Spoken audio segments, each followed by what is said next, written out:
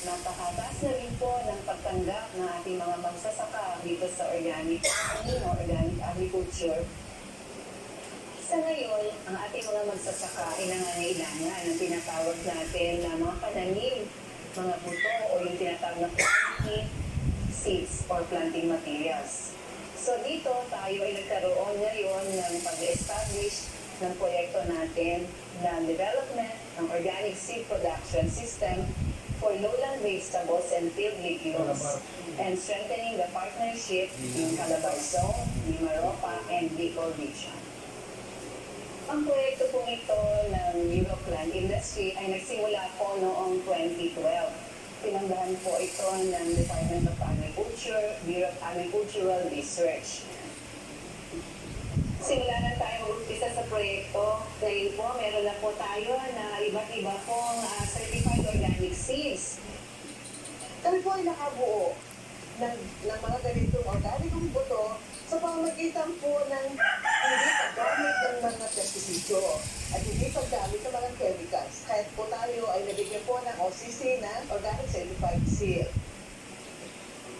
Para po sa ating pag-aabono ng ating mga halaman, naglalagay po tayo ng vermicompost. Tinutulungan po natin ng paglalagay din at pag-apply po ng mga ameliorants, yung mga FPJ, yung fermented plant juice. Kasama po ang pagkasin din po ng OHM. Gumagamit din po kami ng vermicast extract, pamagitan ng foliar. Ang organic farming ay kailangan talaga ng vermicompost or vermicast. Ito kasi yung pinakasusi kapag tayo mag-organiko ng pagtatanim. At nakita natin dito na kapag pala tayo ng organic farming, yung vermiculture ay kailangan natin maintindihan. At ito pala yung pag-aalaga ng worm. At ito yung tinatawag natin African Nightcrawler. So itong African Nightcrawler na to, kapag kinain niya yung pagkain niya, doon magkakaroon siya ng mga dumi. Ano? At yung dumi na yun, ang tinatawag natin vermicast. At ito yung pinakamaganda, tinatawag natong first organic fertilizer. So itong ating ginagawa dito sa BPI, meron tayong isang rectangular box. Pwede tayo mag-umpisa sa 1x2 na rectangular box. No? Doon natin ilalagay yung substrate. Pwede ang gamitin natin muna ay 75% na grasses and 25% na kakawati. At ito yung isa sa pinakamaganda na pwede natin gamitin para ipakain natin sa ating worm. So, sa 100 kilograms of substrate na binulo, kailangan kasi natin itong bubutukin, ano? And then, pagkatapos nito, saka natin ngayon ilalagay ang ating worm. So, ang kailangan natin sa 100 kilograms of substrate ay 1 kilo. Then, ang African Nightcrawler, kumakain siya per day kung anong weight o anong timbang niya. No? So, kapag matapos na ng isang buwan, no, one month, doon na natin makikita na lahat ng pagkain niya ay kinainan niya. So, meron tayong 30 or 50% na makukuha out of 100 kilograms of substrate na kinainan ng worm. So, doon sa nakuha natin sa grasses o kakakawati, ito'y analyze na merong 7% mahigit na tinatawag natin siyang organic fertilizer. So ngayon, meron pa rin tayong ginagawa din dito sa opisina na layering ang ginagawa natin sa 3x10. So ang isa, yung lahat ng farm waste natin ginagamit dito sa opisina na kailangan natin itapon, inalalagay na lang natin ngayon ito sa aming dirty house. And then, ginagawa natin ngayon, kumukuha din tayo ng banana stalk. At kumukuha pa rin tayo ng carabao manure. So, ang ginagawa na ngayon natin, layering. Ang una natin ginagawa doon sa una ay farm waste. And then yung second layer is banana stalk.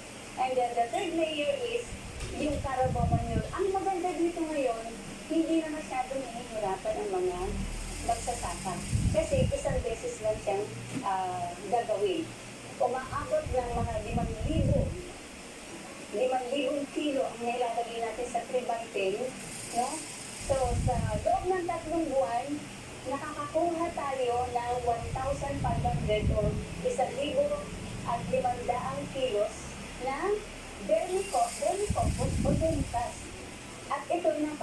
isang bahagi para sa ating mga nag-o-organic upang mas mabilis ang pagsasagawa ng ating pagtatanim na meron silang pwedeng gamitin na organic fertilizer.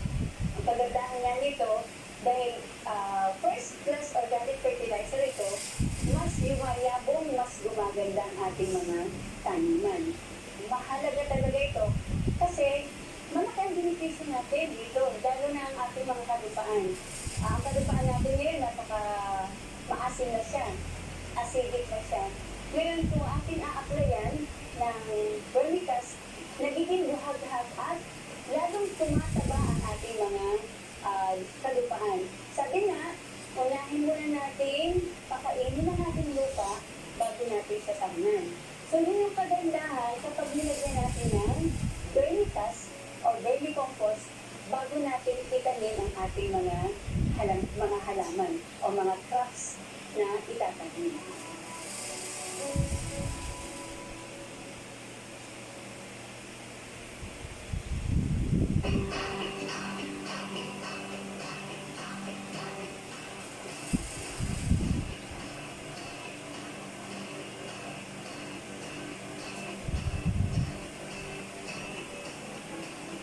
Sa paggamit ko ng foliar spray, ito po ay ginagamit namin supplements para matagtagan or para mapaganda ang ating lupa.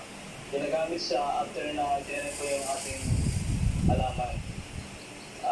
Ito po ay mahalaga kasi para may connect natin yung kakulangan ng ating halaman at ito yung nagtataglay din ng mga microorganismo na kung saan sila yung tutulong para ma-decompose yung organic matter ng ating lupa at ma-absorb ng ating halaman. Sila din yung puprotekta upang laban sa mga sakit at peste ng ating halaman.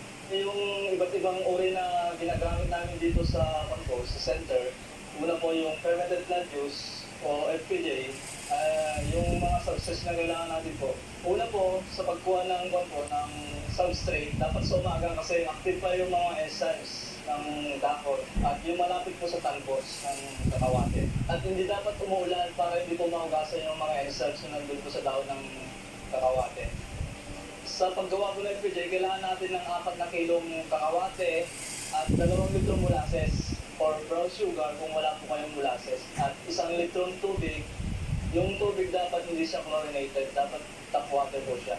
Kasi once na chlorinated po siya, mamamatay po yung microorganism na kung saan tutulong po sa atin para mabilis yung pag-extract ng ng nutrients sa substrate. Una po, sa pagkakuha natin ng ng kakawate, tatagtarin natin siya ng maliliit or kung may shred po tayo, papadaan natin po sa shred yung 4 na kilo.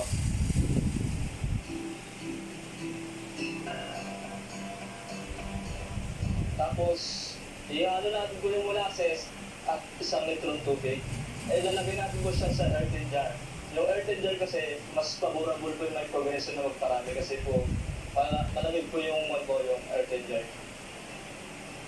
At tatakpan natin po siya ng discloth. Lalagyan natin siya ng date at after 1 week, ina-extract namin gamit po ng ng mosquito net. Doon namin nilalagay po yung kunwari yung kakawate, tapos pinipiga lang namin po siya. Pinuha namin yung juice. At pagkakuha po ng juice, nilalagay namin po sa bote, saka na namin tatakpan at kapag nakita na namin na wala po yung yung bula. Tapos yun po, pwede nang i-spray sa ating halaman. Yung pag-i-spray naman po sa ating halaman, kailangan natin ng 200 to 250 ml per knapsack sprayer o 60 liter of tap water po. Ito po yung na-apply early in the morning or late in the afternoon. Kasi po, kapag early in the morning, mataas po yung active pa yung mga enzymes at open pa yung stomata ng ating halaman. Kaya ma-absorb po yung kapag i-spray natin siya. Bali, ina-apply namin po siya once or twice a week. Depende po sa kailangan ng ating halaman. Lalo na sa FPJ, ina-apply namin siya in vegetative to growing states. Kasi, di ba yung in-extract natin, mataas po yung growth hormone niya. Pangalawang ginagamit namin po dito yung Oriental Herbarium Plant na tinatawag o OHN. Bali, ginagamit po yung OXN sa yung malapit na bumamulaklak ang ating halaman. Kasi meron po siyang calcium na tutulong kung saan sa pag-develop ng fruit sa ating halaman, lalo na po sa kamatis. Nagbibigay din siya ng protection laban sa sakit. Yung raw materials na kailangan natin sa paggawa ng THC, kailangan natin po ng 5 kilong herbs tulad ng ginger, yellow ginger, onion, garlic, tapos 2 litro molasses, tapos 1 galon na ng balot or 4 liters. Sa paraan ng pagpoproseso, una po, i-shred natin po yung 5 kilong herbs. Or kung wala po yung shredder, pwede natin talay ng maliliit.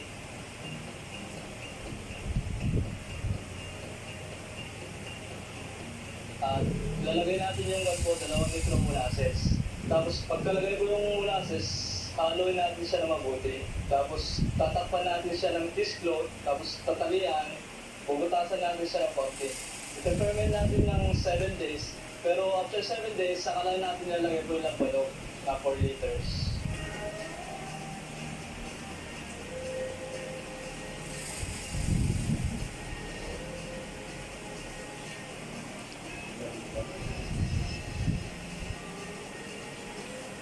After 10 days, extra natin yung juice gamit po ng pitonet at pigayin lang natin po siya.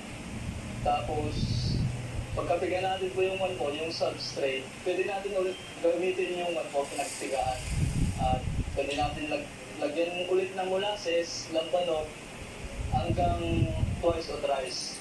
Sa pag-apply po naman ng OXN, bali ina-apply siya once or twice a week hanggang sa harvesting mo. Yung pangatlo naman po, yung vermity na tinatawag. Sa paggawa naman po ng vermity, kailangan natin po ng 20 kilos na vermicompost or vermicast, 200 liters na tap water, 1 litrong molasses or 1 kilong brown sugar. Bale sa vermicompost, ilagay lang natin po sa sako or mosquito net. Pagkatapos doon, lalagay natin po sa 200 liter na tap water sa loob ng drum. Tapos lalagyan po ng molasses para magsilbi yung pagkain po ng microorganism.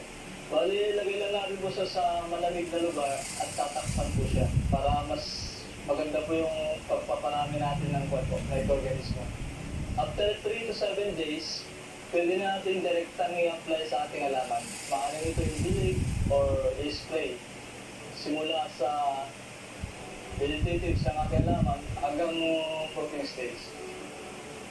Sa pag-control naman po ng mga peste, nagamit po kami ng mga botanical pesticide naman po, tulad ng citronella extract, marigold extract, garlic chives, gallivanus seeds, para protektahan po yung mga peste na sa aming taniman. Sa pagkuha po ng citronella extract, kailangan natin po yung stock, 250 grams po yung kailangan natin. Bali, sinagtap po siya ng maliliit, tapos pagkatap po, i-blend natin po siya.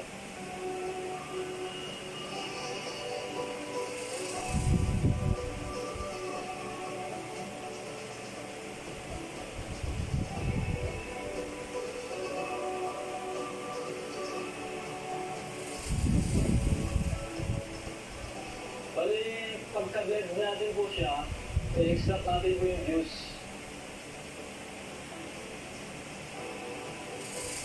Tapos pag-extract po yung juice, pwede na natin i-spray sa ating halaman. Para po sa ating mga kababayan na interesado po na magkaroon po ng training dito po sa ating organic seed production, maaari po kayong bumisita dito po sa ating tanggapan. Ito po ay nandito po sa Barangay Timugan, dito sa Los Baños, Laguna. Meron din naman po yung po mga nangangailangan o nagnanais na mag-umpisa. Kami na naman po ay merong mga starter seeds na pwede rin po ninyong magbisita dito po sa atin sa center. Linig kasi ito. Industry, sa Department of Agriculture, sa DABAR, Bureau of Agricultural Research, at sa mga taong sumuporta, sa mga organisasyon sumuporta sa organikong pamamaraan ng pagsasaka.